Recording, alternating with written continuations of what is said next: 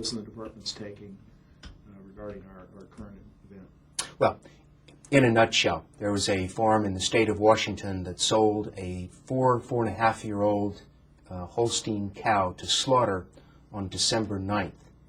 We received confirmation from our laboratory, the National Veterinary Services Laboratories in Ames, Iowa, that this animal was positive for BSE on December 23rd. We immediately launched into a comprehensive epidemiological investigation, finding out any number of things. Where did this animal come from? Most importantly, what was the birth herd?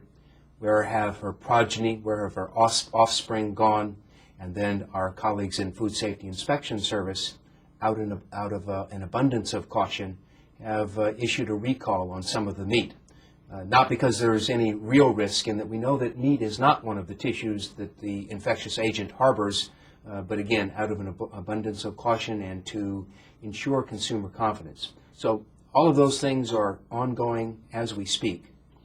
Probably most importantly in the area of emphasis right now is to find that birth herd for this cow. And also, state of Washington has put a quarantine on? The state of Washington has quarantined the index herd, the herd from which this cow left before she went to slaughter. She did have a bull calf just before she went to slaughter, and we've located that animal nearby at a bull calf feeding operation, and that facility is also under a state of Washington hold order or quarantine. So those animals are not going anywhere for the time being while we continue with our epidemiological investigation.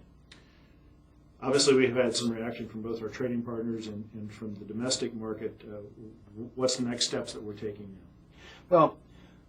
Well, first and foremost, as I mentioned, we want to find that herd of birth. We know that this is a disease that has an incubation period typically of 4 to 6 years. So this cow probably became infected at the premises where she was born. So it's a matter of finding that premises and its location, obviously, and then tracing animals that would have been birth cohorts of this animal, animals that would have been born at about the same time and then presumably consumed the same feed that this animal consumed that presumably infected her. So that right now is one of our focal points. And what about consumers that are concerned about the food supply?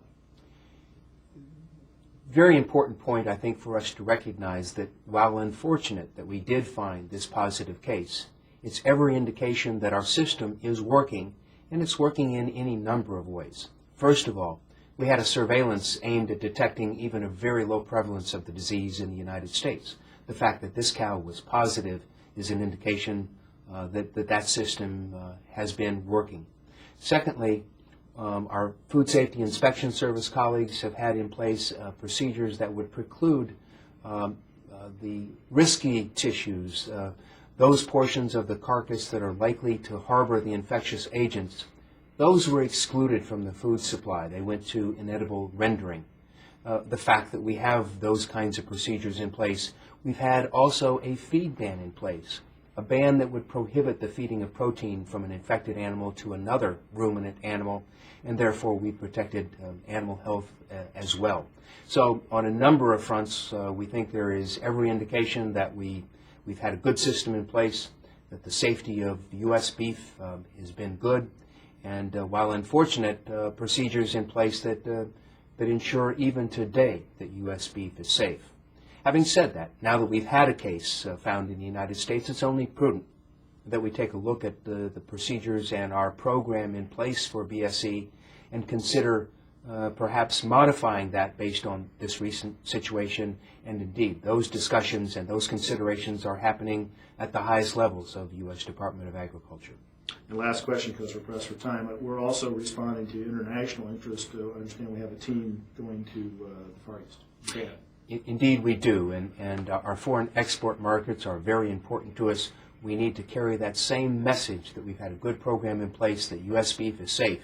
And so to that end, the Secretary's Trade Advisor, David Hegwood, is departing with other senior department officials tomorrow, on Saturday, actually, and they will be on the ground in Japan when business starts on Monday morning to start those discussions in Japan and potentially in other Asian countries as well.